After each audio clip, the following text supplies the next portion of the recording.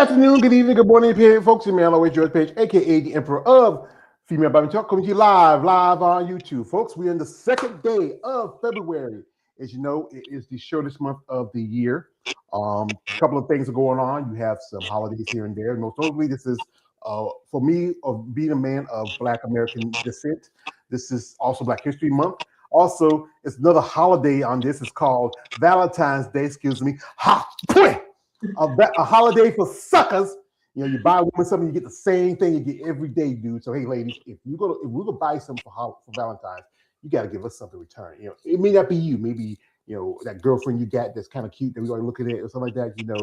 You can go shop wherever, but that's just our suggestion. And also today is Groundhog Day. A holiday don't mean shit to me because y'all talking about celebrating a damn rat, pull him out of the ground.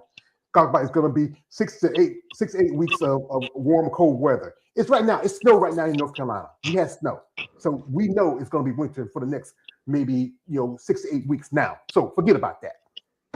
So anyway, folks, besides that, I have here the lovely lady before me, and as you know, I'm always interested when I get these brands. She's a pro. Now she turned pro back in 2024. Technically, she's still a brand new pro. She's still, as I like to say, she's still wet and wiggly off the line. And also, she's in the wellness division, a division I kind of have a particular interest in. We have here Dr. Taylor Bliss, and she is a doctor. And we're going to ask her and talk about her story, her plans. As you know, it's 2026, and if she has any plans to make her pro debut, and also other things about herself. So, ma'am, I'm actually the first question is, what kind of doctor are you? Like, there's an old-fashioned saying, like, are you a sawbone, or what's your specialty, ma'am? I love this question. Also, thank you for having me on. First off, this is great, especially on Groundhog's Day, even though, it's Groundhog's Day. I'm still going to say it's a holiday and that you're allowing me to be on a holiday. So I feel important. And also for the Valentines, I feel like if we give you guys flowers, would that be like, would you want flowers? No. Something we got to take care and feed. No, we always take care and feed you women. Why we need to know some? My mother used to love her plants. She used to love her gardens. Yeah. You either give us money, give us food, or give us another woman. That's what you get. The choice. All right. Maybe food then. Good. We take that. Chicken and rice, just the standard at this point. But to answer your question, I am a veterinarian and I specialize in zoological animals. So those I still can see cats and dogs and things like that. But at the same time, right now I work at a zoo. And so I see all anything from spiders up to elephants. So anything up in between that and all through. So birds, reptiles, amphibians, insects, mammals, all the things. Not humans, though. We don't do that life. I don't want to do that. That's a whole other... She don't do human guys. No, don't even ask. I've had many people be like, so this, and I'm like, nope, don't show me. I don't want to know. Don't even. Your cat has it all. I'll tell you, but no. Well, that's pretty good. That's pretty special because you know what? With animals, they can't tell you what they're feeling or when it hurts. You just have to really work with your hands, understand it. You can know more from touching animal than you from having somebody tell you what's wrong with them. And my second question is, what got you started in this sport, as I call it, muscle and masculinity? Please share. That's a good question. Gosh, it's kind of multifactorial. So there's so many reasons, but I think it's just the journey of it, right? So I like many people was into sports when I was in high school, and then in college, I initially wanted to go to college for volleyball. I was a state champion in high school. So that was fun. And I was like, oh, this is kind of the path I want to go on. And then I realized that I was leaning a lot more into academics and I needed to kind of pursue that. And I had a full ride that way. So I was like, okay, so I kind of volleyball and sports fell onto the wayside for me for a bit. Once I got into vet school, I started kind of playing volleyball again, started going back a little bit to the gym, dabbling here and there. But then vet school kind of really took over, especially towards the end when all you're doing is eat, sleep, if you sleep, and work. You're going. And then after vet school, I did more specialty training after that so I could become a zoological veterinarian. And it's also the same. It's eat, sleep, go. And so I kind of felt like once I was out of that, I felt a little lost. Like I didn't know who I was anymore because all I was a vet. And that was kind of a hard pill to swallow. And so I started to pay. One of my good friends actually told me, he was like, you should pick up things that you used to love to do and just see like if you still like to do those things. So I bought a longboard, started doing that again. I got into like different craft things. I got into yoga, and then I kind of found my way back into the gym. And then ever since then, I like met people at the gym, thought I wanted to like get into powerlifting for a while, but then I was like, I don't really like how you train. And so I moseyed back into like bodybuilding. And then I met some people that were in the bodybuilding world, and they were like, you should just try it. Just see how it goes. And I was like, I don't know. I don't know if competing is for me. But then I was like, I feel like if you can do it, I can do it. So let's just try. Let's see. And so I found a coach, and after many interviews, it's kind of hard to jump into the bodybuilding world if you don't have a lot of people that are in it. So it was a lot of like interviewing a lot of coaches, seeing like what fits me, realizing that I should probably interview, like, because I was initially interviewing a lot of people that were athletes themselves, because I was like, oh, I want to be this person, I want to look like them, I want to do this. And then I was like, I should probably interview their coaches. And so I started talking to their coaches, and I was like, oh, and I found a good fit. And then it kind of just spiraled into it. I was like, let's do it. And I just have continued to love the journey of it and wanted to keep going. So that's kind of how I just tumbled into it. Yeah, that's pretty interesting. Working, studying as a veterinarian, then finding bodybuilding because I know quite a few ladies who got into bodybuilding because of athletic backgrounds from track to swimming to gymnastics. Some ladies who got into it because of dealing with some kind of issue, be it domestic, be it mental, sometimes dealing with being overweight. Everybody's story is different, but it's come back saying that bodybuilding, even though it's a very extreme sport, if you look at it, it really brings some benefits to it when it comes to health. You study more understanding the human body and also finding alternative choices when you're eating and dieting. And so what was that? So what was the first division you started out in? Because you say you were started off, you were thinking about doing powerlifting, then you get into bodybuilding. What was the division that you started off first with? I started with wellness. I went wellness all the way. I found a coach, and I was like, this is the division I kind of want to do. I really like training this way. I really like the look of it. I like just how I know it sounds a little psychotic, but the amount of leg days, I was like, I could do this. Let's do this. And I know, big eyes. And so I just kind of went into it that way. I also felt genetically that I kind of aligned a little bit better with the wellness division. And so it kind of just, it was not easy. Easy is not the right word, but it felt better to train that way. And I feel like bodybuilding, competing is really fun, but I think the longevity of it, of actually doing the work of bodybuilding, going to the gym, eating like on point, having kind of a lifestyle change, is what keeps me really invested and interested in the sport, because it's something that I enjoy doing, so wellness. That was a long answer to your question. No, that's a decent answer because like everybody's path is different. Like I know quite a few ladies who got into sport because either they choose bikini, which is typical one because it's like a starter division. Know a few ladies back in the day when there was only just women's bodybuilding, and that was a gateway division. And some ladies who got into figure and then went to physique and went to women's bodybuilding. Like one lady I met, Ashley Jones. That's how she started. She was doing figure, then went to physique and women's bodybuilding. It's about what takes you in that path, and also about how your body works with it, how you're built, your genetics. Some women are a little bit more. That's why I think with wellness, that's why the Brazilians do so well because they have some of the more aesthetics. I might say Afro aesthetics, maybe the bigger hips, larger thighs, and a little more, more lower body dominant compared to if you look at some other competitors like in bikini and figure and also other divisions. I know the Brazilians definitely take over the wellness division for sure, or even just the South Americans in general, which is really actually cool to see.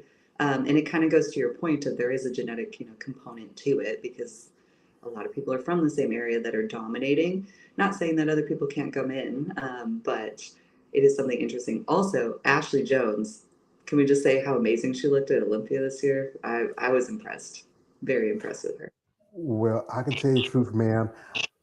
From my experience of Ashley Jones, she is an amazing woman because I got to meet her a while back when I went to Tampa, helping my friend who was running the booth.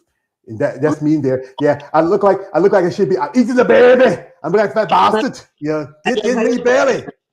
Hmm? It almost looks like you're holding her like a prom picture. You're like, oh yes, together. Yeah.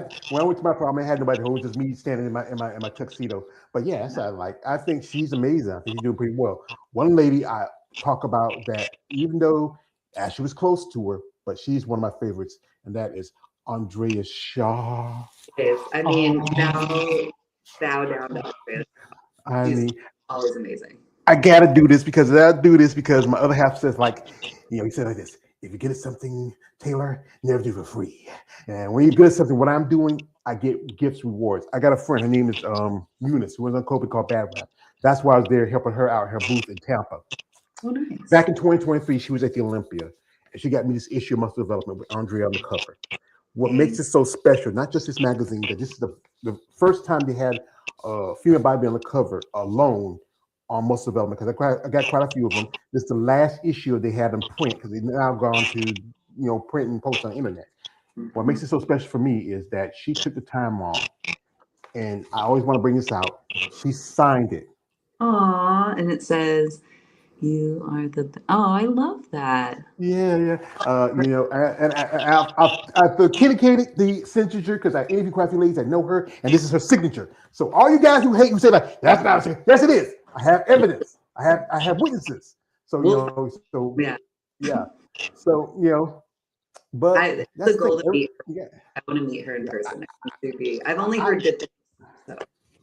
I actually saw her do a guest posing when I went to my first Bible show at Savannah back in 2022, and she was there guest posing. Her and Mona Persile.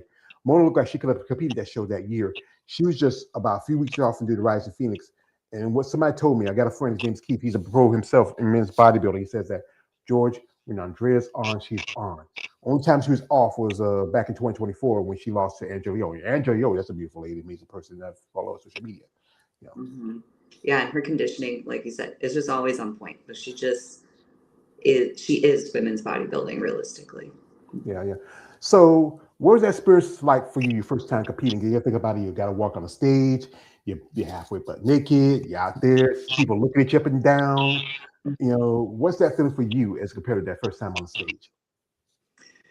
It was nerve-wracking in a sense, but I think I was mostly excited by that point because truly, when you're backstage, you can't change very much. You're already there. All the changes happened months and months before that, and I think having that understanding in my head was really helpful to be like, all right, let's pump it up back here. Let's like get people going. And I enjoyed it so much because I met so many really amazing women.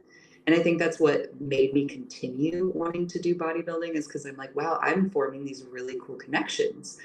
And it's like all these women are extremely inspiring. They're like doing crazy things with their careers, with their lives, like things I wouldn't even imagine. And they're also just as depleted as I am, really wanting those like snacks afterwards and like just ready. Um, and so it was really fun because I remember being lined up and being kind of nervous and a little jittery my first show. And I remember the woman in front of me and behind me, and they were like, "We're nervous too. Like this is our like sixth or seventh show or something." And they're like, "That's so cool. It's your first." And we were all talking, and then it was just like, okay, let's all like start dancing to the music, and it formed this cool bond that we ended up like high-fiving like dirt like after we were on like we were still on stage high-fiving each other after we were of course done posing, and they're calling everyone out. We were just very excited for everyone, so it really it was just it was a fun experience, and I was like, okay, I can do this again, especially after your first prep, which is super grueling and your body does not know what you're doing to it. And so it really is kind of just screaming at you all the time, like, why are you not feeding me? Why are you not doing this? And so there are pieces and moments, I'm sure we've all gone through it, that we're like, I don't want to do this anymore. This is horrible. So that moment just kind of makes you I don't know, realize that it was worth it and that it's fun and that this is part of the journey, and kind of makes it easier because you know what you're looking forward to. Yeah, I think everybody has different experience, especially the first time as a competitor. You know, the nerves. Thinking about all the times you put in the training and the prep, and sometimes you feel like, am I going to fall on my face in these high heels, or am I going to do the wrong turn? I've seen where some women, their tops have popped in the middle of a pose. It's a lot of things to factor to it. But then, once you get out there and you say, you know what, I feel like I'm in my place. I'm comfortable. There's no worries, no concerns. That stage fright is gone, and it's good to have that camaraderie with other women who have that experience like you in bodybuilding. Their first time or their sixth or seventh time, or just really coming together. Because that's the thing about it, that this sport it seems a selfish sport, but then you know we have people that support you and stand by you. That's an important part of it. That helps you achieve your goals. Hmm. I agree. And I really think it is the community of people. I think that's a lot of things in life. Like I just feel like bodybuilding is kind of a bridge between connecting of people. And I feel like that with animals and other things too. But it's that connection, I think, that really like inspires you to keep going, because then you have the support of people, even people you don't know. Like I remember my second show, which was my first national show, and it was a couple weeks after my first show at North Americans, and the woman in front of me was chit chatting with other people, and I didn't know very many people around me. And the the people, the stage people that come to tell you, like, organize everyone, and I cannot remember what they're called, but they come through to tell you things, and they're like, okay, well, you need to come in and just hit your front pose. Don't do your routine, just hit your front pose and leave. And I was like really nervous because I'm like, okay, they just told me to do that. I should just do that. And the woman in front of me and the woman behind me were both like, hey, they tell us this every year. You paid a lot of money to do your routine. It is literally a 10-15 second routine. You can do what you want. I'm going to do my routine before you. They're not going to kick us off. You should just do it if you want to do it. And I remember being nervous and then watching her do it and being like, no, I'm going to do my routine. And then after I got off, she high fived me and she was like, see, that was great, right? And it was just that moment of like, she doesn't know me. She doesn't owe me anything. We're technically competing against each other, but she's still there to support me and make me feel comfortable where I am. And I was like, this is what it should be. And that's kind of why I keep competing, I think. Yeah. I figure I know the term they call those people, but I forgot it. It's the back of my head. Somebody probably might. It might expediters. That's what they are. They call it Yeah. expediters. Yeah, Yeah. that's popped in my head. That's I know quite a few bodybuilders do that also in shows, and so other people do it because it's part of the environment of bodybuilding. Because there's a lot of things going on. It's getting hectic. You have to make sure you're like hey, you got to go here, you got a spot here, you got a spot there. It's a lot. We have your comment here. Shout out to my man Tony coming through. He says, "Hi Taylor, would you ever consider moving up to physique in the future?" Ooh, that's a good question. Okay, I love routines. I think they're so, especially the physique routines and open bodybuilding and just watching, like you can get goosebumps when people do really impressive routines, because I don't think, unless you're into bodybuilding, like how much goes into it. And so once you're in it, you're like, wow, every minute little movement and holding your breath in certain ways is so impressive. And so the physique division and their like routines, like that is my only sadness about wellness, is I was like, I want a full routine like that. I don't want to be in heels. I want to be out there doing like to a whole song and really like being artsy and creative and things like that. So that would be kind of the only reason I would consider moving up into physique. But I really love wellness. I love the training. I like the look. I like the journey that I've had with it so far. I like the women I've met in the wellness division. So I'll probably stay in wellness for long term. That's Never respectful. say, but That's respectful. I think everybody get into the sport for a particular reason, and they find a division they're comfortable with. I know ladies who have stayed in bikini or figure or physique or whatever division for a while, but others eventually saying, well, you know what? I'm evolving, I'm growing, I'm changing. and maybe this division doesn't work for me. I've known ladies who done figure and bikini, so they got tired of the high heels. They like the motion and the posing of physique of women's bodybuilding. But again, it's about your progress and what you want to do from now on. So, folks, while we got Taylor here, we're going to do this. We're going to jump to her social media for a little bit. You want to follow her. Her link is in the description of this live stream. If you're interested in supporting her and reaching out, enjoy your interest, guys. But I know you guys out there. You know, this is a lovely lady. She works with animals. Guys, don't be weird.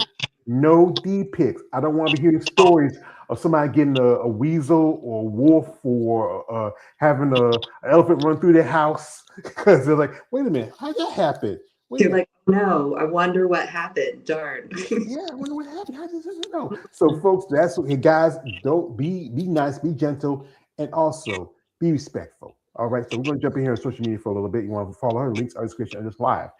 And here she is right here. And you got your pro card at the 2024 Junior Nats. I know a couple of ladies got their pro cards also at that show that was in Tennessee. What was that a feeling for you when they told you now you're IFBB pro? Oh my God, it was so real. And I was so upset because I had done North Americans in 2023, and I'd missed my pro card by one like once because I got third, and they would give it to the top two, and so I was so upset.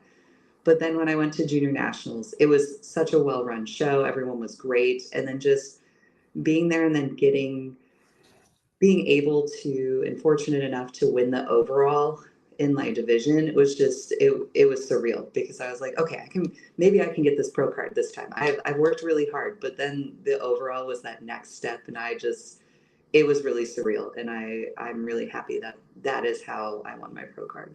And it was, like I said, one of the best run shows I've been to and been at, and I would highly recommend it to people. So yeah.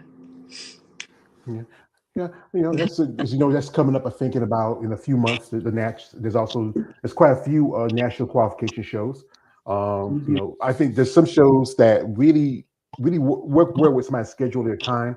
Here she is doing a workout. Here she is posing. She got some great legs and a nice, wow. You know, Glutes be uh, popping. hmm? The glutes be popping. We love Yeah, that. be popping. Wow. One of my jobs, I used to work a job where I had seen a lot of ladies glutes as a strip club. And I So seen you see some a lot. mean, No. yeah, I seen a lot. I seen a lot. You had some nice ones. And here she is with the animals. Mhm. This you with an elephant. Those are big motherfuckers. They're very big, and I love them. They're one of my favorites. But I will say rhinos are probably my favorite animals. What got you into veterinary? Oh, that's a good question. I did not want to be a vet. Like I have a lot of friends who are veterinarians that wanted to be a veterinarian since they were little kids. And like I thought about it as a kid, but I actually after college had a PhD lined up for parasitology instead. And I was like, oh, maybe I should go do that. But I helped out at a clinic in Belize, and I was helping out with manatees. And I just was like, what if I really like medicine. What if we try to do something helpful with conservation medicine? A little passion um, idea. And so I was like, okay, let's think about vet school. I do have the requirements where we just get a couple more things. And so I applied for vet school, and I fortunately got in, and it's been a up and down, battle of whether at certain times in my life, I appreciated it or not. But I think now looking back where I'm at, I was able to get into a job that I love, and I am very fortunate, and I appreciate my hard work that I put into it, and I'm really proud of myself for that. So that's kind of my spill on being a vet. Yeah, I think everybody finds something they have a passion for.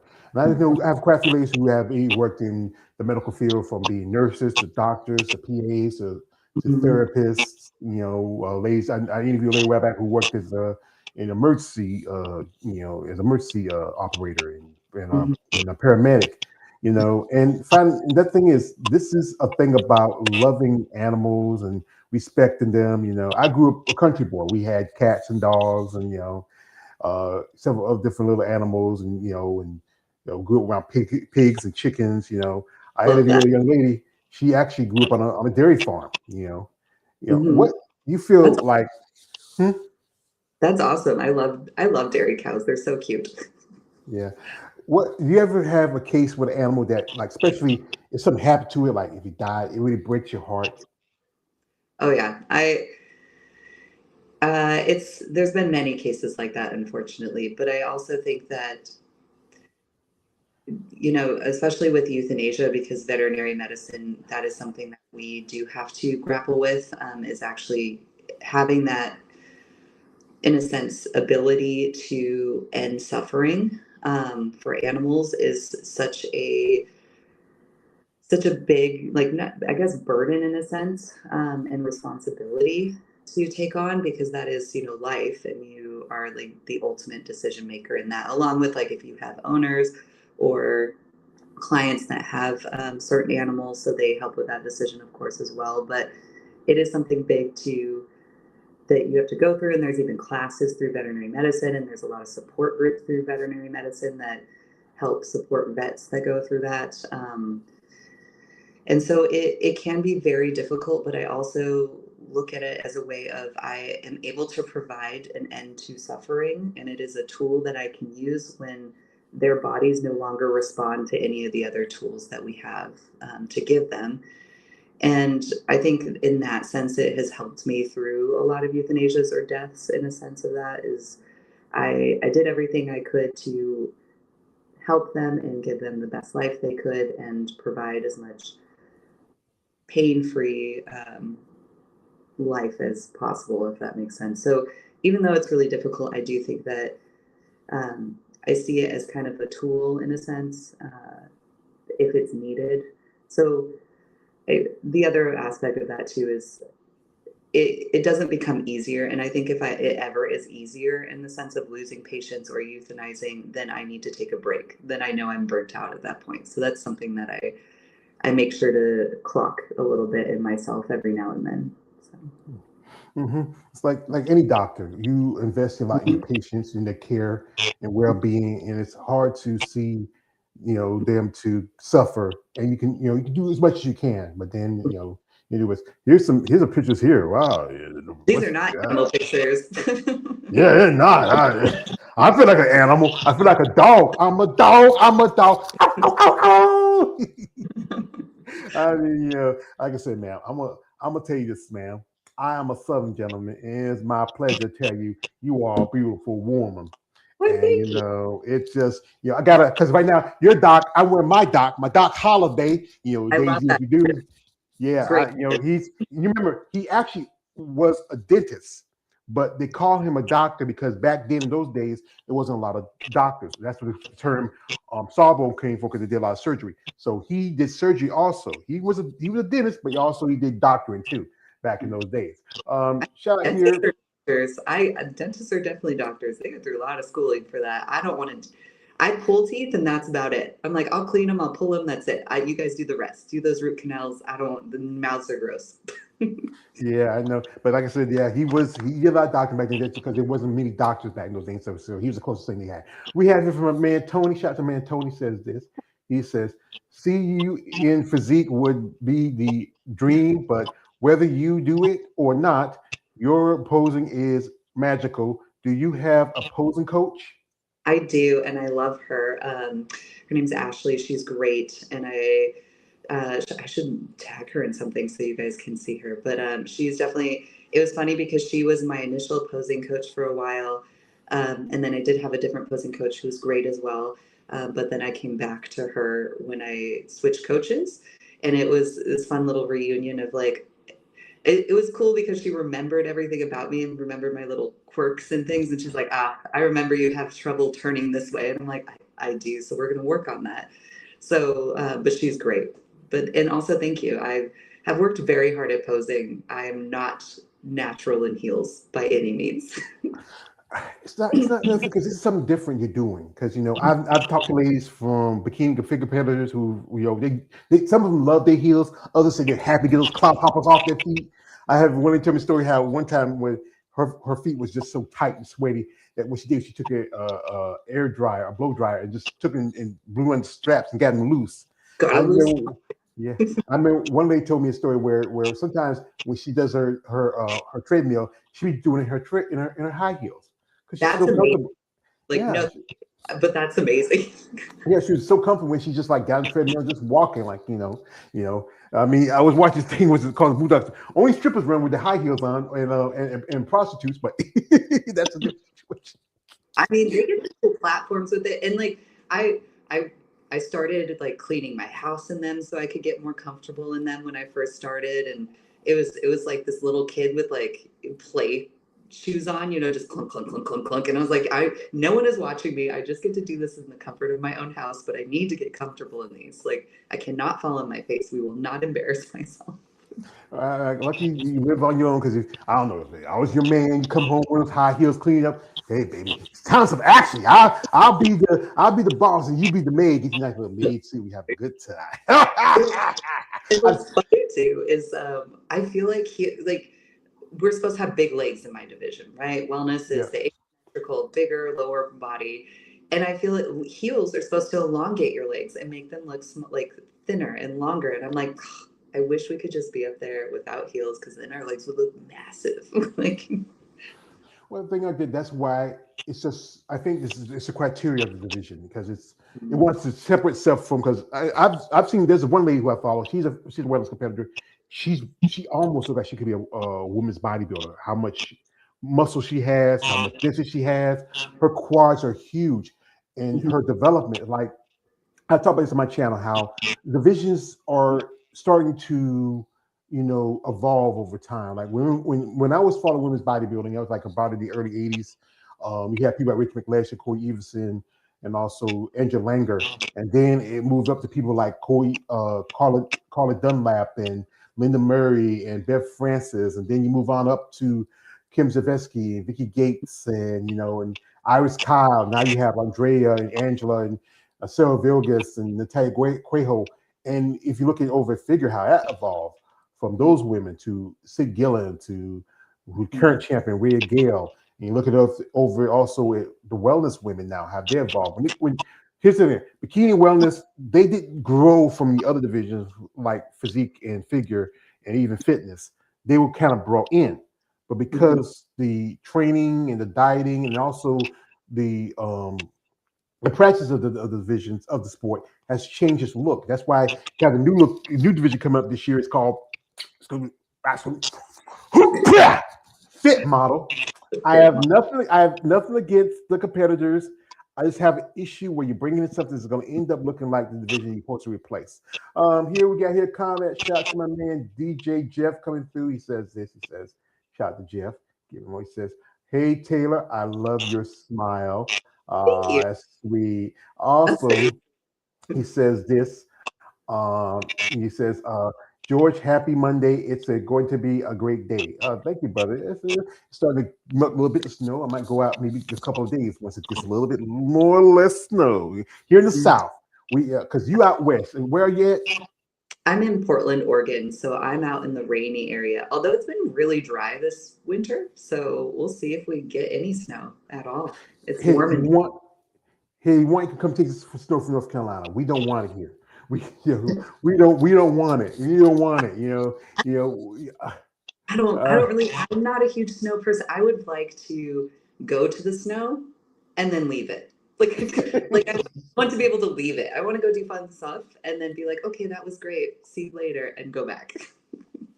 All right. We have here a comment from my man Tony, and he asks you this. He says, aside from bodybuilding, what other sports would you like to try at least once? Ooh, like sports I haven't tried before. Yeah. Interesting. I mean, because I played volleyball. I'm horrible coordination wise with my legs, so I would not do soccer or football, depending who you ask. I think it'd be really cool to get into rugby. I started watching that and I know nothing about rugby, and this is just me like because I think it's cool, and I saw it in the Olympics, and I was like, wow, those women are pretty cool, and just to like get some aggression out and hit some people, I think would be really nice. I've seen some. I see some like I think rugby is it's kind of like almost like football in a way, but I remember I was watching this old time rugby guy. He was an actor. His name was called Jacko. He's from Australia. He said like he called American football for sissies because we have pads on. And he said we in rugby we don't put on no bandages and stuff like that. We just go out there and bleed. Yeah. I think every sport. Like I do content also on women in MMA and mixed martial arts. A couple ladies I interviewed. One lady I interviewed a while back. Her name is Jimmy Driver. She just fought a bare knuckle fight for a title, and she broke her arm during the fight, but still won the title. I mean, that's a tough sport for a woman to do. Crazy. Could you imagine breaking your arm, being like, hold on, I'm gonna keep going. Like just let me like this loose here and I'm still gonna fight you. Like that's impressive. I'm like this, I'm like this. My from Rocky 3 when said, "Throw the towel, throw the damn towel." That's how I would be. I'd be like, I'm done, I'm out, tap out. But I think everybody has that thing about them that really drives them. Like like with bodybuilding, because this is the idea when people think of bodybuilding. Everyday person think of you just popping steroids and you just getting big for no damn reason, and then they tell you ladies, hey, you trying to be like a dude because you got all those muscles. I mean, I got muscle, I'm a man, so why you gotta have muscles like a man like me? Because they don't have muscles, and so they're upset that they don't have muscles, so they have to tear you down with it, and then you just go okay and you walk away because you'll never convince them otherwise. But the smart ones, the good people understand. Yeah, because you know what? It's about here's the thing about bodybuilding. It's not just about what kind of drugs you take, what you weight. It's about being consistent, being disciplined, being persistent, understanding factors, and being regimental. The training, and also you having a coach. Like you talk about your coach. Who's your coach, and how long y'all been together? Aaron Gully is my coach. I absolutely love him. He's great. I've only had two coaches, and I recently switched over to Aaron. I want to say October, November of this year. So this is like he's figuring out my body, and we're doing a prep now. So like we're very closely working together, and it's been really nice. And I very much highly recommend him and enjoy him. Yeah, it's good. And so you're prepped. So that means you are thinking about making your pro debut this year, or you feel like you want a little more time. No, I am ready. I've been like biting at the seams. I'm so excited. I wanted to take a year off after going pro because my judges' feedback were just more size in general. And I was like, okay, I need to listen to that. I need just to put on size in overall. So I was like, I need to take some time off and do that because as you know, and everyone that follows bodybuilding, it's a marathon. It's a longevity sport. It's really hard to put on size in like a couple months. It's hard to jump back to back for your body into another show when they're telling you you just need to be bigger. So I was like, okay, I'm gonna take that whole year, grow as much as I can, and then we'll consider showing in 2026. So that was always kind of the plan after that. So I'm excited. I wanted to do the Van Island Pro show, but they recently just canceled the pro part. And I was like, no, because I was so excited because it was the women's, right? It was women's bodybuilding, physique, and wellness. And I was like, like, as I said before, I really love the camaraderie of women. And so I was like, this is like the perfect pro debut show. And it's close to where I live. So I was like, okay, this will be great. So I was very sad. So we had to readjust a little bit and pick different shows out. Yeah, I know the guy who promotes with Corey, and he really stepped up for a good while. If it was a money situations, recently some promoters have dropped women's bodybuilding from the shows, and with me, that's the vision I'm a fan of. I'm an advocate for those ladies, but also understand more of that. The fact is about a money thing, and I'm from one of my favorite bodybuilders that live around your area, around Washington State, is Eva Montgomery. That's when she made her. He competed that show back in 2021. No, Mhm. 2022. 2022, I'll be corrected. And she got Olympic qualification. I'm hoping we might see Eva compete this year. It's been like a few years since she last competed, since Olympia 2022. And this, I think, with wellness, is a lot more shows, but also there's a new point system where now that in order to make the Olympia, you have to do at least 3 shows. But if you do a show like the Auto Classic or New York Pro, which are top tier shows, you're automatically in to the Mhm. Olympia. Yeah, if you win it, right? You're like, okay, you win and you're in. Yeah. It'll be Mhm. interesting. What do you think about that new transition? Because when I started bodybuilding, because I'm still newish, and so when I started, it was like, okay, if you win your show, you get to go. If it's a show that is qualifying for Olympia. If you win your Olympia, like this show, you get to go to Olympia. And now it's like, here's a point system back. So what are your thoughts on that? Because I haven't experienced it. Well, the original point system used to be that if you do enough shows, you get enough points to get your qualification for the Olympia. But this time, because with divisions like men's classic, men's physique, wellness, and bikini, there's so many shows, they're trying to cut down the numbers for those divisions. That's why men's open, well, as you know, men's open is, if you know anything about the pippin game, it's the bottom big. It's the one that gets the attention. It's the big dog. It's everything started off for bodybuilding. Men's open, women's physique, women's bodybuilding, fitness, and I think fit model are not a part of that because they don't have as many shows compared to bikini physique classic and wellness. And to me, it's about cutting down the numbers for the Olympia because one guy who runs Olympia, I'm a fan of that man. He came in and said, "We about this Jake boy, yo Jake, I want that money, I want that gun." Anytime I say his name, I got to do it. I can't help it. It's fair. Yeah, and I think like shows like New York and the Arnold, even though it was about the Arnold, they used to have women's bodybuilding physique and figure, but then they pushed it out. As I say, quote me from my favorite movie, Batman Begins, as you walk quiet behind your enemy and stab them in the heart. And I'm not a big fan of that. I know a friend of mine is going to be there because he's going to check out the expo, but he's going to check out the show too. But I'm not a big fan. Don't support it. But it's a way to try to cut down numbers, to make the Olympia not as long. Because you know what they do sometimes for the Olympia, they have the men's open right after they do all the other divisions. And then that's like long and drowning. And then the next day you do all the others. So they're trying to cut down the numbers. So it's a numbers thing. If it went back to the old idea where, okay, you win your show, enough competitors who place in the top 3 get some points. Top 3 get to go to Olympia automatically, but they say some kind of like a correlation prize. But hey, like basically way to say one of my favorite movies, The Fast and Furious, Vin Diesel says, "A win's a win, be a yard or a mile." Yeah, win's a win, man. Yeah. So, like I said, your coach is working with y'all. You're prepping, and that's pretty good. You want to shoot out because you want a good show to get you that point. If it doesn't give you a little qualification, just to get the experience of being on the stage and see how you compare it to some of the ladies who've been competing for quite some time. We have here, shout out to my man here, Tony. This says, do you prefer the bulking or the cutting phase? Oh, that's hard. Taylor a couple of years ago would have definitely said the bulking phase because my first cut I was gruesome and my body did not want to respond. And so that was really hard. I think since then, though, into my second prep and then now starting it, well, I've been in this prep for a couple weeks because we wanted to see how my body would go, but I still am like about 13 weeks out from a show, so I can't say too much on that.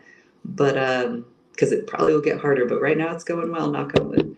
I would say the bulking, putting that much food down is really hard. It's really hard to sit there. I will set alarms at night sometimes just to be like, all right, I got to wake up and put another meal down. Like it's a lot of food. It's really hard to bulk. So I would say bulking for me is harder. Mm-hmm. What's your your diet like during the week? What's it? How often you have to eat during the day? I eat 5 times a day. So I eat breakfast and then I go to work and I'll eat my lunch. I will eat my pre-workout while I'm like finishing up at work. I'll go train after, and then I'll have a meal after that, and then a meal before bed.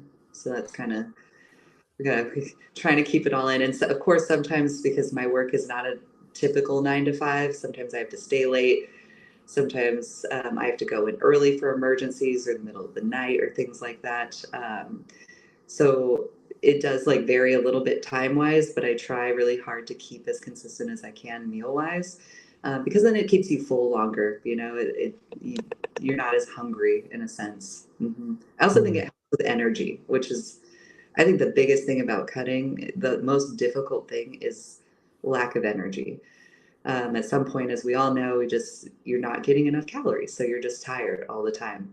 And then having a very sometimes intensive job, it can be really hard to use all of my energy for that, for multiple hours and then go train afterwards. So it can be a balancing act for sure. Yeah, because you eat a certain amount of food. You eat very clean but then it's the amount of food you're eating because you gotta go work out and train, you burn it off, and then you have to go back and put some more in because The food is both a whip and a tool for a bodybuilder. It helps gain your grow, help your process, but sometimes it can be a lot, just trying to stuff it down, eating as the old TV shows, you remember, it's like, old skit for Saturday Night Live, the co-heads eating mass quantities. It can be a Yes. lot, especially for a woman. You're a little like a little dainty. You want you can't eat like a bird, but at the same time you don't want to do too much harm too good to your body. Here we got shout out to my man Tony. He Yes. said this. He says, "You have nice calves. Have you ever felt the need to isolate them doing training?" So thank you. I love my calves. I am genetically blessed with great calves. Both my parents had great calves. But they have grown over the past couple of years, like a few inches. So I still do put in the work for them. And I do train them. Right now, I train them up to 3 times a week, specifically, and it's mostly to failure, four sets to failure each time. And I've always trained them, mostly because I think it's fun. But yeah, so I definitely isolate them and I train them specifically. Mm-hmm. Everyone needs calves. Calves are important. Train your calves. Yeah, because it holds up your rest of your body. You don't want to, you don't have skinny legs and just the calves to hold it. Yeah. It's everybody has that thing to work out the process. Like you like when you're training, what's that? You say you love leg day because I say it like this: anybody who misses their love leg day, Taylor, is a sick freak. Yeah, We are yeah, yeah. psych. You're a masochist. You're a psycho. I We got mean, problems. you have mental issues. But when you're training, what's the one that you love the most and one you hate the most? It depends. So it's changed over time. I used to love training quads. I'm very quad dominant. And then I had to kind of pull back from that because I was lacking in the posterior section. And so which I did not love training. I hated training hamstrings at first, especially. And like recently, I love hamstrings. I want more. I feel it so much better, that mind muscle connection of it. They're growing a lot more rapidly. And so right now, I think hamstrings are my favorite to train. Glutes, I feel like is a give or take on the day, but you have to train glutes. It's wellness, right? So like, but I've never not liked training glutes. The one thing I do miss sometimes is upper body, and I will go many months without training upper body, and then it'll come back into my rotation, and then it'll leave again. And every time it leaves, it's kind of like this long farewell of like, goodbye, I'll see you when I see you. Yeah. But I love also training delts. So yeah, that's So, so hard. because like I think bikini and the wellness, and even the fit model women, you don't need too much upper body because you do need a little bit maybe around the shoulders. We don't see your back because your back covers your hair because that's the thing you don't want. Like with other divisions like physique, women's bodybuilding, fitness, and even figure, the back is very most important. It's a thing that make or break how you place. But Yeah. it's more about the backside with y'all ladies than it is with the other divisions. You have to have nice tie-ins with the glutes, great roundness. You don't want to have too much gyration, but you just don't want to be too soft. We have to walk that fine line, And it's fun because there are like I said, right now I love training hammies and maybe not as much quads, but that just makes me more fired up for quad days now because I'm like, all right, I know I'm not gonna this is not my most exciting day, but I'm going to invest in it and hardcore it, and then I feel more accomplished after. So I do think it's a give and take in that, but yeah. Mhm. And earlier you talk about your family. What their thoughts on it? Like the little girls walking in a bikini, she's got a butt out, and just what's their thought of it? You doing what you're doing. That's a good. Actually, it's kind of funny. So my best friend, who is my sister, basically, um, knows nothing about bodybuilding, does not particularly like bodybuilding at all. And this is how you have good friends and loved ones. She's like, I am supportive of you and I am here for you and I'm going to go to your shows and I'm going to be there. And I know nothing of what you're talking about. I think it's weird, but I'm still here and representing. So I think that when you have someone that actually does not like what you're like, doesn't have any interest necessarily and is a little skeptical of it, but is still so impressively supportive of you, and it is probably one of that. It just shows that you really have a great relationship and that that person is a keeper, because they're there for you to see your growth through so many things in life. So she was a little like, her and my brother and like other friends were a little hesitant, especially from the vet world. They're like, why would you go up on stage to just show your body off? And I'm like, because I worked really hard. And they're like, okay, we'll see. But now they see how much I've done and how committed I am and all the things that go into it and the lifestyle change, and they're very supportive. So I'm lucky. Well, I think it's good. That's good to have that support with your sister and your brother and your friends. Because I've, like I said, doing this content for a good while. I have heard stories where I know a couple ladies told me that they got divorced because the husband liked them doing this because of how they changed their body, how they changed the aspect of what's considered feminine. Putting Mhm. on muscle and not looking as a woman, but there's no different standards when it comes to beauty.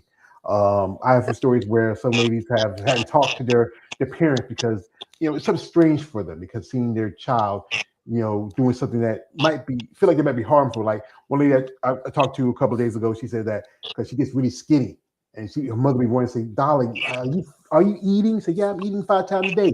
But she's just so skinny because she's in prep. She's trying to drop some calories, trying to come in, in great condition. And then also friendships could change because you don't have the time because with your job you're busy. You could be called in for emergencies, stay behind late or whatever, and then while all your other friends like let's go hit the club, let's hit the bar, let's do this, let's go out here. They say no, I'm on prep. I can't drink. I can't eat. We can drink, but you can't drink anything heavy. Nothing more than water or maybe some protein powder. But Yeah. that this sport can really change the aspects of your life and also the people around you. Yeah, it definitely does. And I've definitely not necessarily lost friends per se, but they've kind of gone down in my sphere of like levels in a sense, or like they're just a little bit further from me, and we just chat every now and then. And I think that's okay. Sometimes you gotta let certain things go, and it is very, like you were saying, it's very jarring for people that do not see or understand bodybuilding, because it's such an extreme sport, to see you that skinny and that lean. Like they think you're sick, I mean, it's not something sustainable, and you have to remind them that as well. It's not going to be here forever. Like we will go back to this other, this point, but we want to see the muscle. We need to see that, so we have to go to this extreme to get there. But it is, I'm sure, very jarring for them because they don't see the gradual change that we see. They just see the after effect. And also with competitors because they love the condition, they love the shape. But then sometimes we talk about this on my channel, the post-show blues. After you have to now you get back to fluffy season, you lose those gains, you lose those the vascularity. We feel like as one of my crimes, Doctor Bliss, is that I am a muscle Perry Smo. Y'all ladies just like me. And and it's an old Smo saying, when you ladies rock hard, we'll rock hard. And it's just the look to it. But then again, you have to be sustainable. This is about the longevity of yourself. Not everybody can stay as tight and vascular and lean all year round because there's some health issues. Like your body needs that fat. Your body needs certain things to keep it going. We have here, shout out to my man Tony says, what do you think it's the best way to show love and support to women bodybuilders you're friends with? I love that question. Gosh, there's so many things. All in all, I think it just comes down to being able to listen to them and support them when they need you for things. I think my biggest, well, all of my support systems are amazing, and I think the ones that I get the most out of, I can sit there and I can vent and complain, and they know that I am just in my head, and I unlogically know I'm just in my head, but they will give me the grace in the moment to let it kind of all like word vomit out and just be there and listen to me and be like, yeah, I understand why you would feel that way. I would feel that way too. And then if I'm asking for like, I know I sound crazy and I know I'm in my head, just tell me I'm in my head, and they're there to tell me that. It's That's peak. Also, show moms or show dads, however you want to say it, are the best. Like, because your brain is completely gone, peak week, show day, and just having someone to help coordinate you that's love at its truest form. It's like, okay, child, like, let me take your hand. You're gonna walk over and get spray tan now, and I'm like, okay. That's very helpful. But really, just being there, just being available, not downplaying your feelings or your thoughts, and just being supportive and reminding you, you have people that even if they're not in bodybuilding and they don't fully understand, or they are in bodybuilding and they understand and they can give you real advice. I think that's the best, most loving way to support. And it's good to have people stand in your corner, especially through the good days and the bad. It's good to have a coach that understands that sometimes there's days where you don't want to get out of the house and go to the gym. You don't want to eat this, you don't want to do that, and your family who say, you know what, do what you want to do. Because you know what, you got to live for yourself. You can't live for us. You got to live for you. Like this, like I have discussion how I wish there was like more opportunities. Like with your division, it's a very popular division. It gets more opportunities. The financial part of it when it comes to bodybuilding, because for the guys, I keep saying this, I point this out. Guys with show day, all you got to do is wear a pair of banana canvas and board shorts. That's it. Yeah. Slap on some tan, put on some moves, or just go ahead and baldy. They have their costs during the season because it does cost more for guys to get ready because they have to eat more food, more gear, whatever else. But y'all women, your expenses is show day when you have to have your hair, your makeup done, your jewelry, your fingernails, your toenails, the tan you gotta get ready, your suits right there. That could be your rent, your car note for the month. This is a hobby sport where it's if you're the lucky few that can make a real living out of it. Mm-hmm. Yeah, it's a very expensive like sport. It's a hobby for me because it is not something I make any money off of. I just pour into it. And that's why it is a good balance with my career, because then I'm like, okay, I'm making money with my career and then I have this, but it is expensive, and it kind of, I don't know if it evens out for men and women towards the end of it, but that, the plane flights, the hotels, the suit, the heels, the hair, the makeup, being up at 2 a.m. to get all that done before your show, and then being one of the last ones on. It's a lot. It's a long day. It's a lot of money. It's a big investment, not only financially, but into yourself for so many months.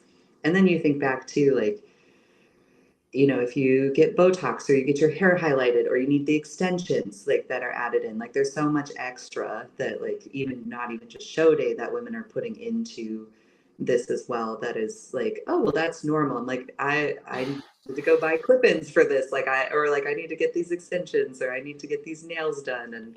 Or, oh my gosh, I decided to do fake, like the press on nails, but then one like fell and now I'm stressed. Like it just, it's a lot. It's a big thing for sure financially. Yeah, and you might have to get another pair of heels because the heel broke on one of the heels. Oh, that You happened. know, Or the suit breaks. Had a suit break. yeah, that we talked about earlier. Yeah, suit popping.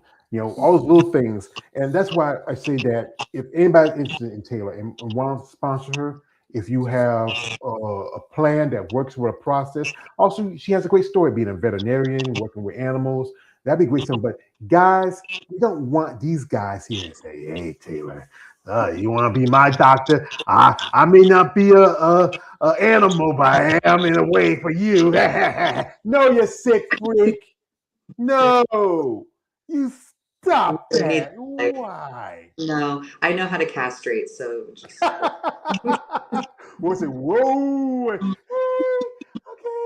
that's not a okay. threat. That's a promise, yeah. That's the thing, yeah, because that thing is that people out there, there is a side to sport, because I talk about this on my channel that there's a fetish to it, because it's something about, instead of getting almost for smoke, you guys who come here are guys who are into with muscle. It can be fetishized like any other sport, but Yes. you are an athlete, you have a goal, and sponsorship does help. If you are someone interested out there in an area who wants to sponsor her, the cost of her next flight, her, because as a pro, unless you do masters, you don't have to pay sanction fees, because you don't have to pay the entry fee anymore, because unless you do masters. But reach out with a genuine idea, like sit down with her with a plan, saying like, Dr. Bliss, we love your story about how you started this start as bodybuilder, your career as a veterinarian, working with animals. This is really something that we can really work on, and we do have a product that could help in your process. Maybe if you're interested in it, just something that might interest you. And we also like you to be one of our ambassadors. We're willing to help you in your process and pay for anything you need within certain limits and whatever else. But you have to understand the goal is to promote you and also promote us. So, madam, if you're ever interested in working with us in your future, let us know. I love that. You need to go tell everyone that. Thank you for the support. Also, by the way, Jordan, like, yeah, you should tout my stuff. You should just be my, what is that called, when manager? Press manager, yeah, that's one thing I think. That's one thing a lot of bodybuilders need is like bodybuilding. I used to remember used to be on television network. You know, if anybody think about when people think about bodybuilding, two people that pop up in the head is Arnold Schwarzenegger, Lou Ferrigno, Conan, and Incredible Hulk.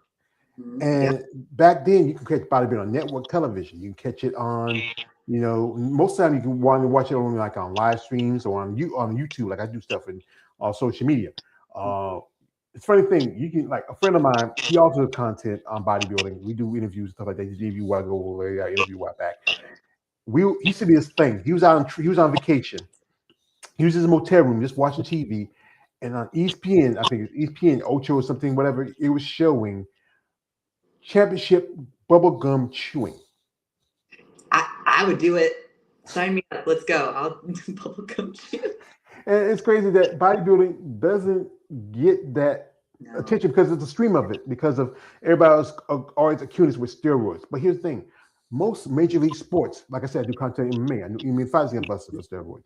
There was that whole thing with the baseball when they were doing football players, basketball players. It's also used in process of if you have cancer, if you're sick, birth control. You know, it's in just about everything, but it's not just that one drug. There's so many other things, you know. But the thing is, most people are always going to accuse bodybuilding for the use of that. But like I said, it's almost everything everywhere.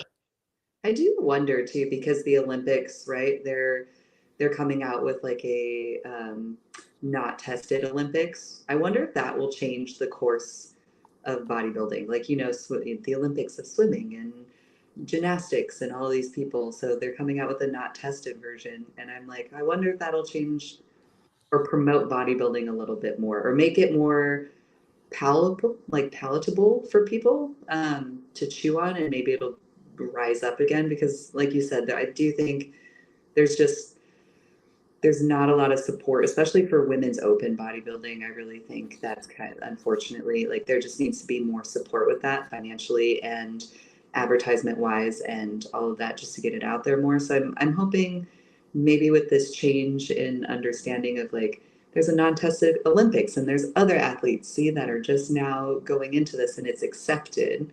Maybe that will, like I said, make it more palatable for people with bodybuilding. And we get people to stand out and really promote themselves, like people like Andrea, people like Ashley, whoever's the champion in your division. You know, those people need to really put themselves out there to the world and not be afraid of the judgment of they get from, you know, the everyday person. Again, this is a sport not for everybody. If you're not, you know, consistent, disciplined, persistent, and regimental, it's not for you. We have a comment from my man. Shout out to my man. Tony says, "What are your top 3 favorite female body IFB pros?" Oh, that's too hard. Well, just name 2, because I know we talked about Ashley, and you like Ashley. Amazing. I even thought when I was initially looking at coaches when I wanted to start, she was one of the ones I was like, maybe. Ashley is definitely up there. I think she's also just progressed so much. It is beautiful to watch her journey. She's amazing. Oh gosh, I've always loved Franciella, Matos, which I think this might be her last year. She's in the wellness division. She was one of the ones that kind of inspired me, because I was like, maybe I kind of look like her. Maybe I could do something like this. But I love her and watching her. And now that she's, you know, has a business and going on something else, I think that's great too. Oh gosh, who else would I say?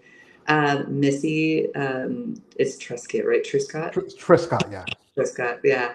I just think I love that she's transitioned with what she's had in life because of her injury, and she's transitioned into figure. And I think that takes a lot of guts to do it after an injury, especially after you've been number 1 in a division for a while.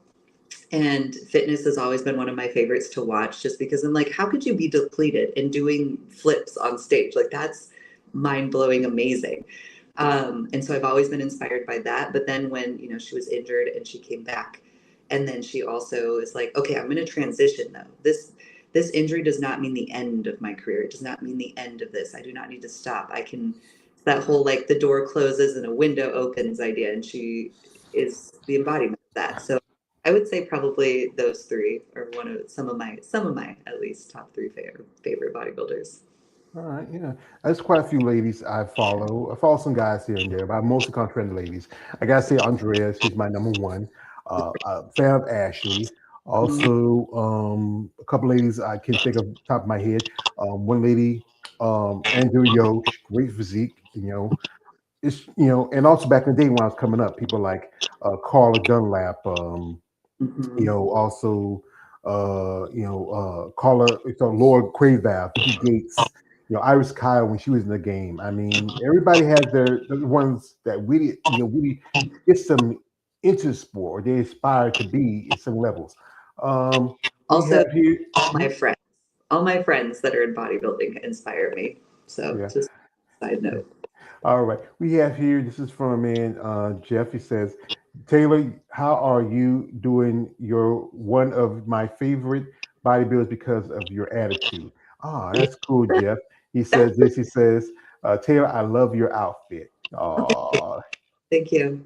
It's so that, if I sweat a little bit, I can cool it also. But yeah. Also, we got here from a man, shout out to my man. He says, George, can we talk about what's the difference between Natty and not also the hottest bodybuilders? Well, we can do that another time. This is her interview. This is, you brother, you want to talk about that? We talk about on one of my other, we'll do my muscle talk because later this afternoon I have a muscle talk Monday that's a long discussion. talk. Yeah. Yeah, yeah. I do this. I do a muscle talk Monday every Monday. It's discussion stuff like that. We talk about some stuff today later, and Yeah. he says, I'm sorry. You don't have to apologize for it. You asked and I told you. So also, it's just from my man. He says this is from my man DJ Jeff. He's been sticking in here. He says Taylor, one of my favorite, also Brandy May, Ice from American Gladiators. Yeah. He's really a fan. Yeah.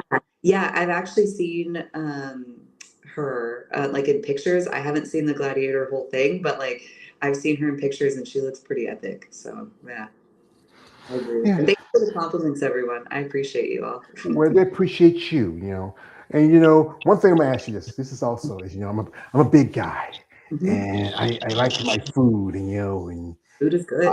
yeah. What was that? Especially after your last show at Naturals, what was that thing that was calling you? That thing that was driving you? That desire you want? That thing as my other guy was saying, it make you stranger, but make you stronger. Mhm. Oh, I'm a brunch girl. I needed a good brunch place, so every time I get into prep, I'm like, okay, where am I going to be, and is there a good brunch place for the next day? Mostly because you're exhausted by the end of that day, and I am not hungry, and I just need to rehydrate, and so I don't really eat anything crazy that night, maybe a burger or so.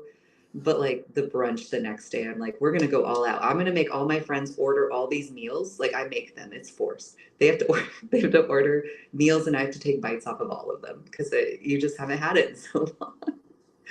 Um, but my favorite all-time food, if I was gonna go food wise, which might sound kind of lame, is sushi. I would down any kind. I know. I'm so sorry. I knew you were gonna do Don't that. no no no don't apologize because you're not the first one who told me that like sushi. You're not the I'll eat your first. sushi. I'll just if you don't want it, you just give it to me. And I'm not even ordering. Why I need to order for you if I don't eat it? I remember one day I interviewed Barbara Majan, multiple-time Olympian, and Mhm. she said that that's her favorite. She loves sushi. Love. I looked at her and said, ugh. I mean, here's the thing, ma'am. I grew up country, and That's last thing I want to do is eat raw fish. that's Why you see fish? I like my fish hot or fried. love it. That's it. That Love I it. don't have no taste for raw cold Fried fish is fish. good. Fried fish is good. I get that. Yeah, it's my death row meal. Like if I had to choose one meal before I died, it would be a ton of sushi.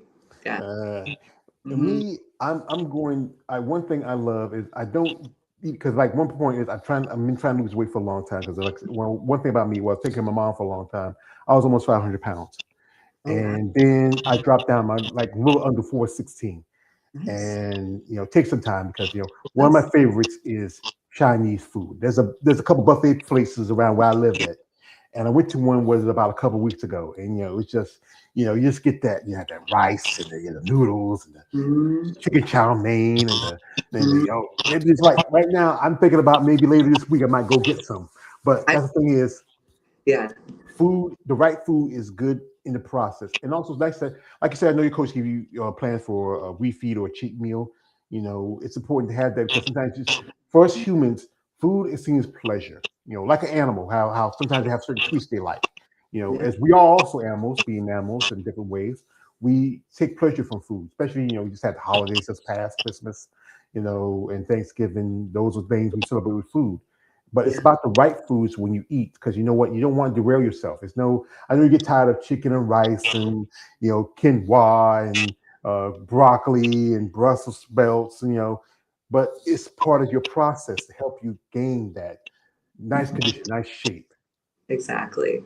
And I actually am kind of lame and I do really like chicken and rice. There's so many ways to make it. But it is nice, once you're prep is great because it's over at a certain point, right? Like you've reached a goal, it's done. You can indulge a little bit and then go back into whatever you need to go into, right? Which is again bodybuilding again. But it almost makes the food better, right? Like when you're like, I haven't eaten this food, I haven't eaten this Chinese food in so long. Like you said, chow mein. I'm like, oh, that's good. I'm gonna eat some chow mein at the end of this prep. Like when I'm done showing that, that's on my list now because I love chow mein. But it just makes it so much better too because you're like, okay, this is actually really, really good because I didn't have it for a while. Delayed gratification, right? So it's nice. But also, good job on you and losing weight. That's amazing.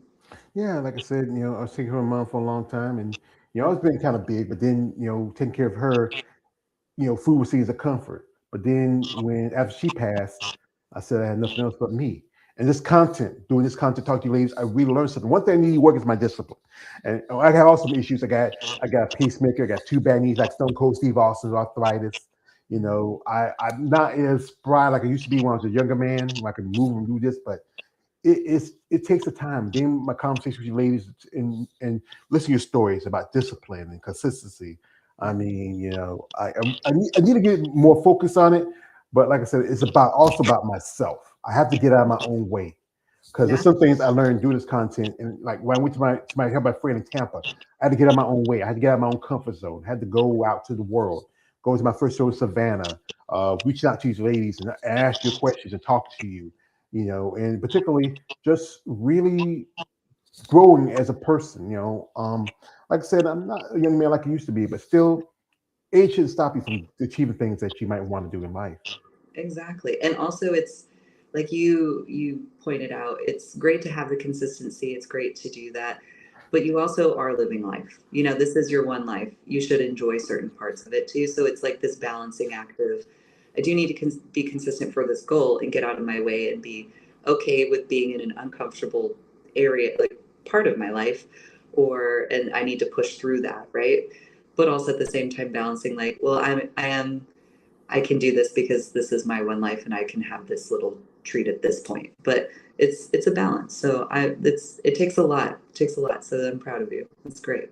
Well, thank you, man. I appreciate that. I appreciate when a lady tells me she's proud of me. It made me think about my dear mama. She used to always say, "Son, I'm proud of you, son." Isn't You that the know, feeling? You're like, yes. You can say I love you, but when you say I'm proud of you, you're like, oh, I'd melt a little.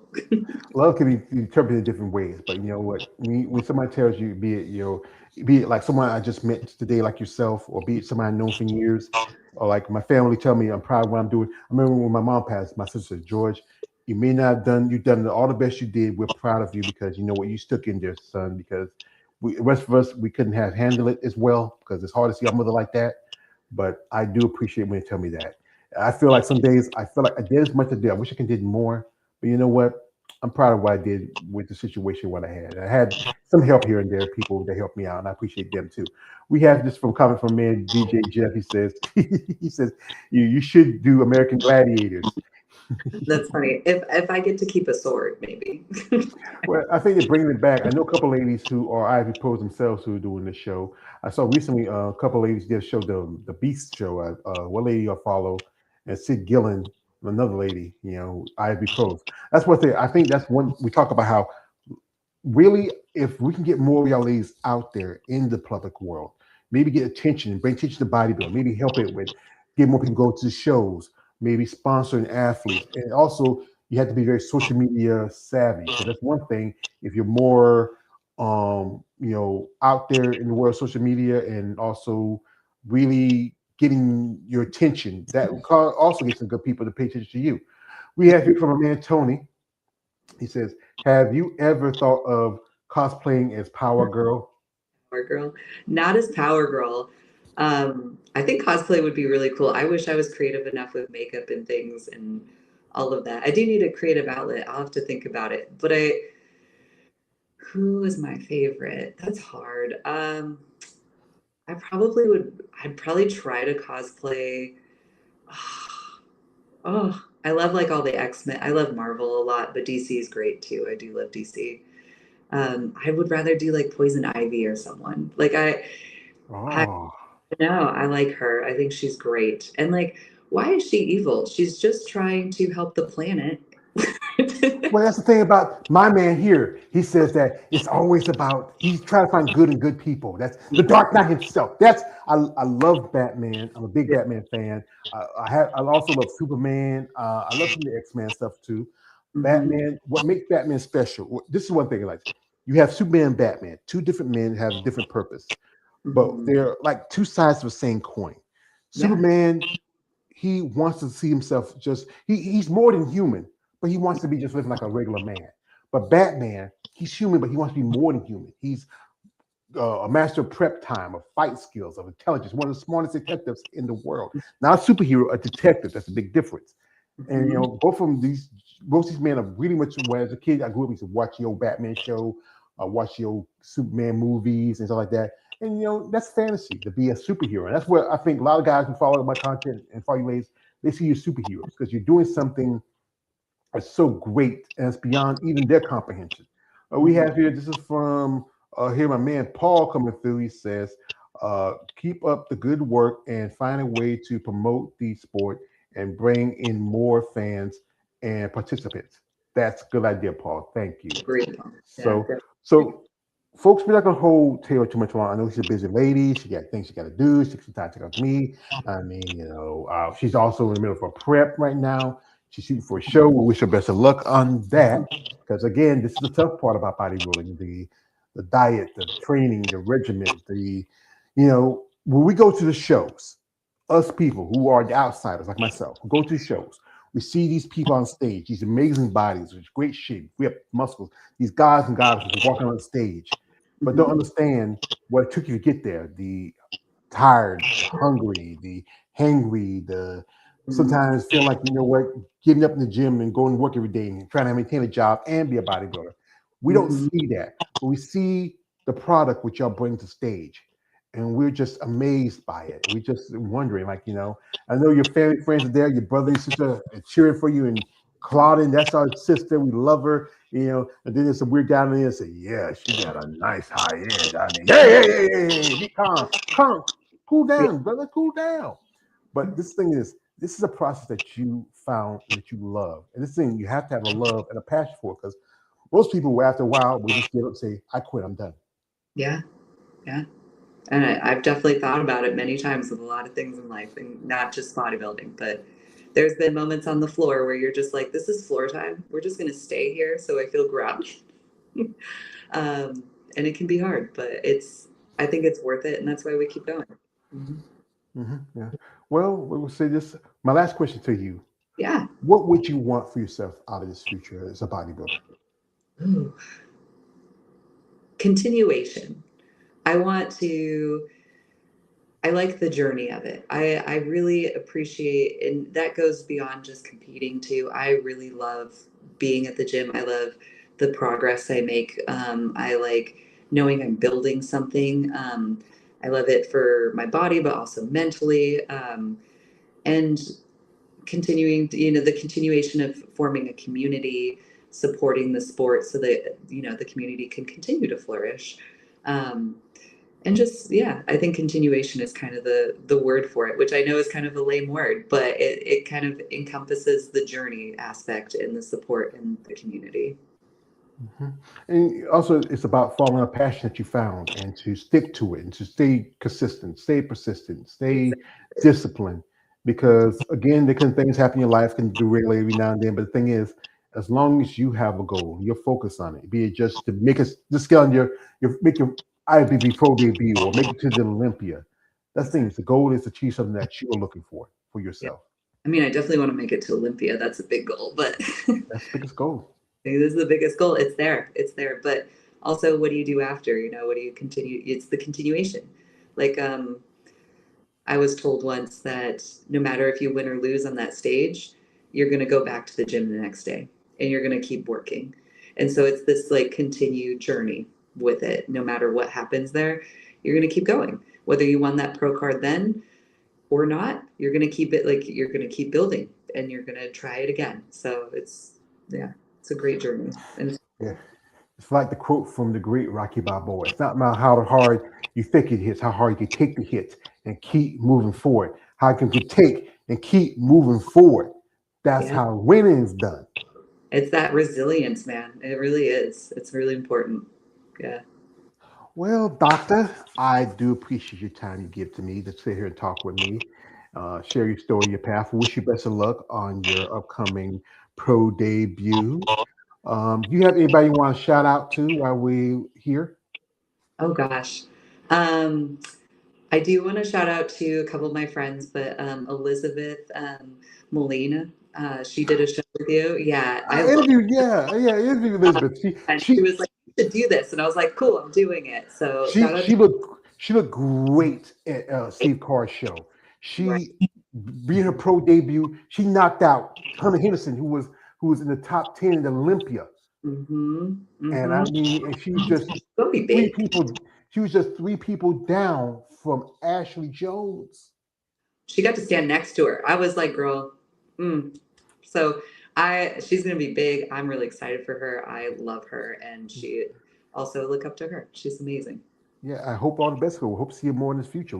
Especially for women's bodybuilding. We need more women like Elizabeth to step up, to come in the game. Because right now, women's bodybuilding has been taking a hit, lost a few shows, been up and down. It's the I see it like this. It's the redheaded stepchild of the IBB. It's like the government mule everybody whips, but these ladies still do it because they have a passion for it. Anybody else you want to shout out? All of my support system. I just appreciate you all. I think you guys all know who you are. You're there for me through thick and thin, and I appreciate you all. And I also want to say thank you to you, George. This was great. I think you're lovely, and this I had a lot of fun. So She called me lovely. yes, I feel like a little girl in springtime. good. All fuzzy. It's true. But again, ma'am, when it comes to thank you, to quote from my man, The Dark Knight himself, you never have to. That's why I do this. This gives me purpose. Because, like I said again, when my mom passed, I don't have no kids. I don't have no woman. I just got me. And doing content about you ladies, it gives me a purpose to hear your stories, to share it with people out there.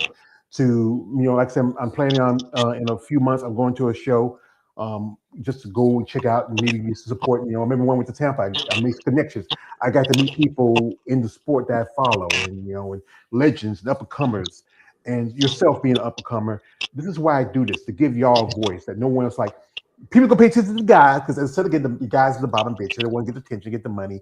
They get the special treatment. Your division, it is still a popular new division, but still, I think everybody voices need to be shared. I talked to ladies tell me that I don't know if I have a story to tell. That'd be interesting. You never know if you come out and talk. That's why I say come out. Don't be afraid. You'll talk to me.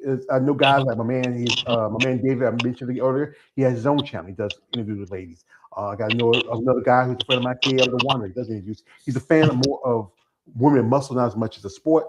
As other content creators who do content on young women because of the fact that y'all need attention and need recognition, and you need to be known that you are an athlete. And again, people out there, if you guys like this, and if I hear guys talking about, just trying to be a man, just a lovely lady. I don't know. Are you come say come sa? I mean, I'm just wondering because because you say a little muscle and you think, no, come on. I mean, I've seen some women just as pretty as her, and the guys make comments like, "That's trying to, what the hell? What's wrong with you?" Yeah. People don't have a lot of refrains sometimes. That's why I think you like dealing with animals more than people, huh? Mm-hmm. We do like the animals. They're great. Yeah. We like the animals. How Papa used to say, the animals. So folks, I'd like to thank my guests that were here. My man Jeff coming through. Shout out to DJ Jeff. Shout out to my man Tony. Also Paul who came through. Anybody who watched this video, like, comment, subscribe, support these women in sport of bodybuilding. You know, whatever division it is, be it wellness, figure fitness, women's bodybuilding, physique, fit model, hop, you know, whatever. Reach out and genuine interest, guys. Reach out and genuine support. Don't be that weird guy. You get more with a silk glove than an iron fist. I know what you're doing, that iron fist. You get that meaning. And, oh no, I'm sorry about this. Taylor, I have to do this. He has to because he can't help himself. He says, "Oh, Dr. Taylor, I'm not a big fan of doctors, but you like helping animals, so I like you. So I want to tell you this, Dr. Taylor. You are beautiful."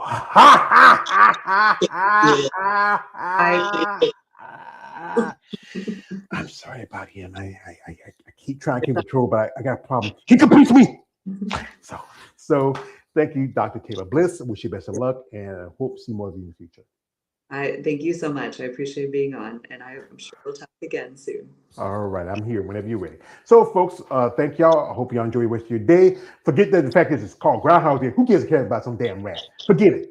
Fair. So enjoy the rest of your week. Happy, it's New Year's already a month in. Happy New Year. Happy second of the month of the new year, and wish y'all best luck. Appreciate you. This man always your page, aka the Emperor of Female Body Talk. Like, don't subscribe. Good night. Good luck. Morning. Good afternoon, and God bless. Goodbye, everyone. Bye.